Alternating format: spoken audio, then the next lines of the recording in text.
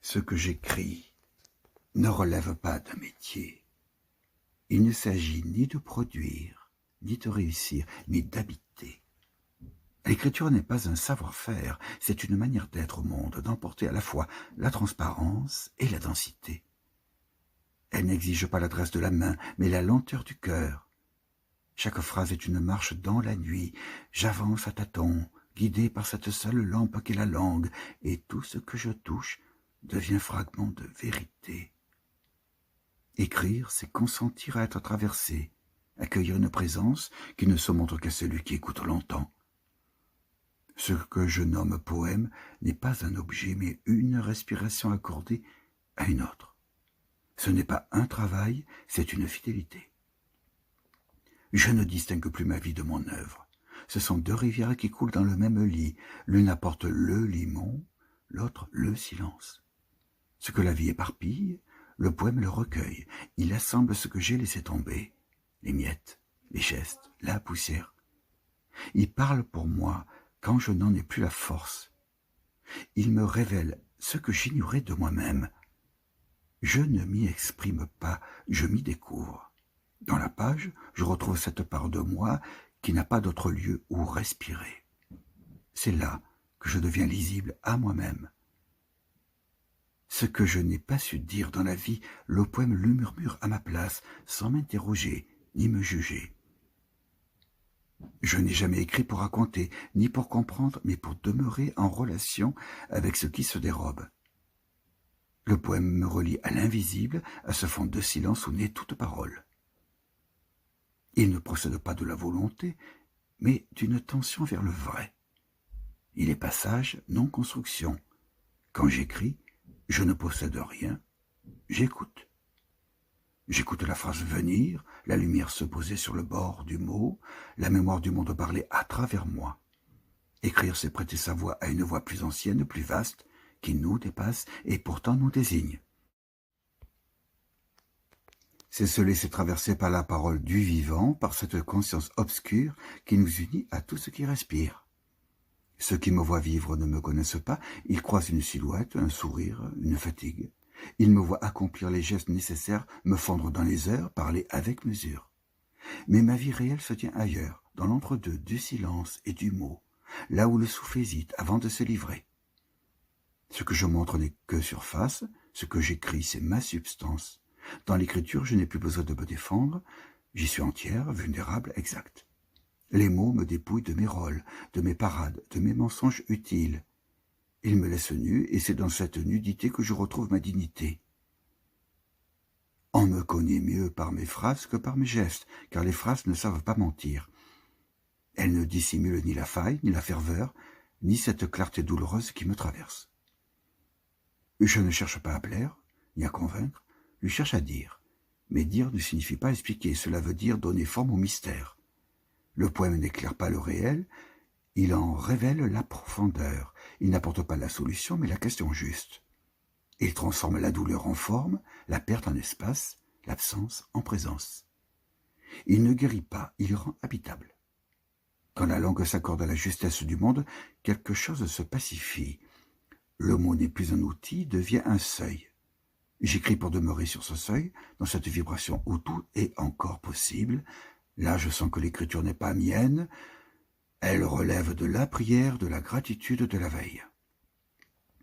Ce lien à l'œuvre est une fidélité inquiète, rien n'est jamais terminé, le poème s'éloigne mais reste vivant, comme une main qu'on a lâchée sans cesser d'en sentir la chaleur.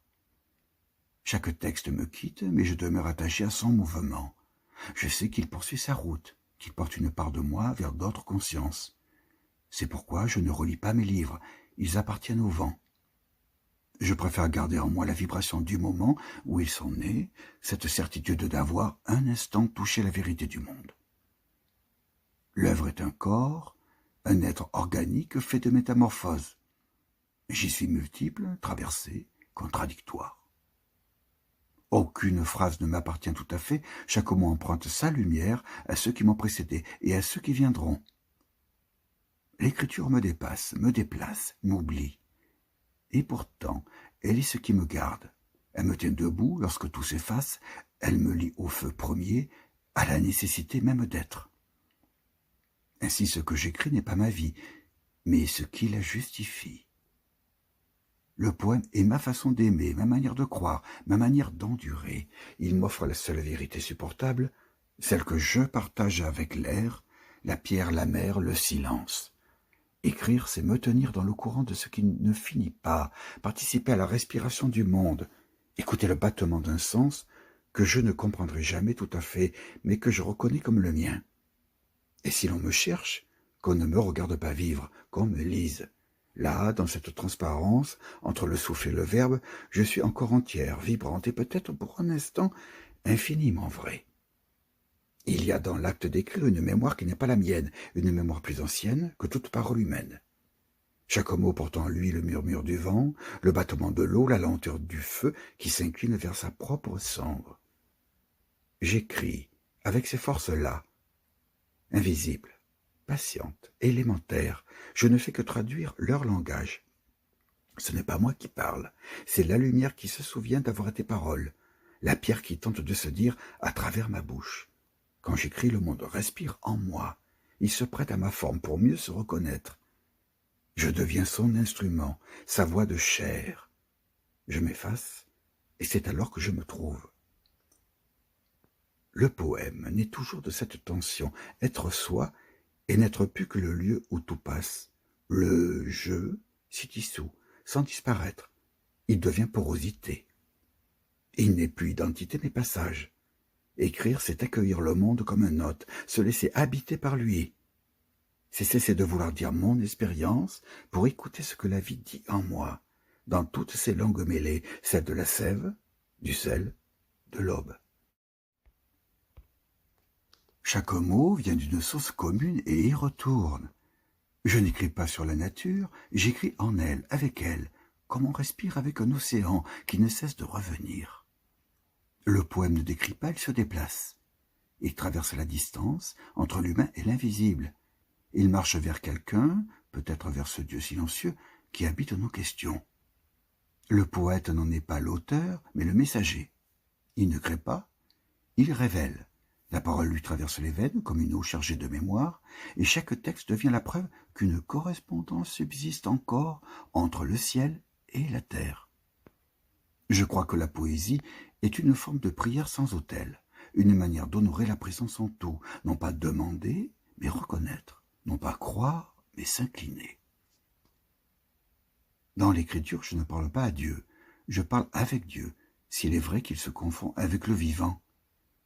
Le poème devient alors la vibration du monde à travers un corps, et cette vibration suffit à sauver. Non pas sauver du malheur, mais sauver du néant. Elle réintroduit la communion dans ce qui semblait séparé, l'homme et l'animal, le souffle et la pierre, la mort et la lumière. Il m'arrive en écrivant de sentir que le texte précède ma naissance, comme si je ne faisais que rejoindre un chant ancien dont je ne suis qu'une note. Ce chant ne m'appartient pas, il m'emporte. Il vient de loin de cette origine, où la parole et la matière n'étaient pas encore distinctes, où le monde n'avait pas besoin d'être dit pour être compris. Écrire, c'est revenir à cet état premier, avant la fracture du verbe. C'est tenter de rendre au langage sa pureté d'éléments. L'écriture est mon chemin de retour vers la source. Peut-être le poète est-il celui qui ne cherche pas à résoudre, mais à demeurer dans la tension même, car la beauté naît de ce tremblement, de cette suspension entre le fini et l'infini. J'écris depuis cet endroit fragile, entre la chair et la lumière. Chaque mot, je le choisis comme on choisirait une pierre pour bâtir un pont au-dessus du vide.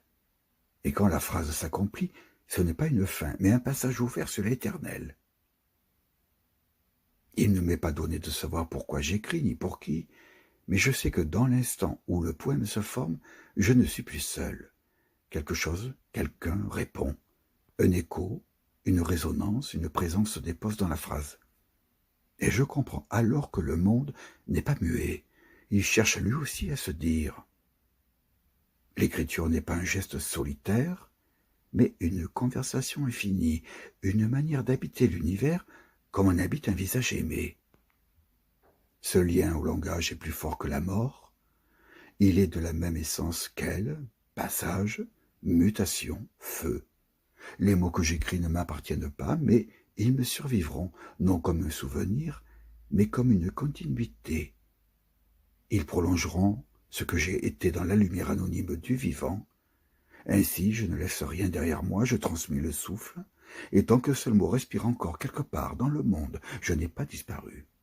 Écrire, c'est participer à la persistance du réel, c'est donner voix à la matière, prêter au silence un visage humain, c'est dire « je suis là » et entendre le monde répondre « moi aussi ». Dans cet échange, tout recommence. Et si l'on me lit, c'est que le feu circule encore.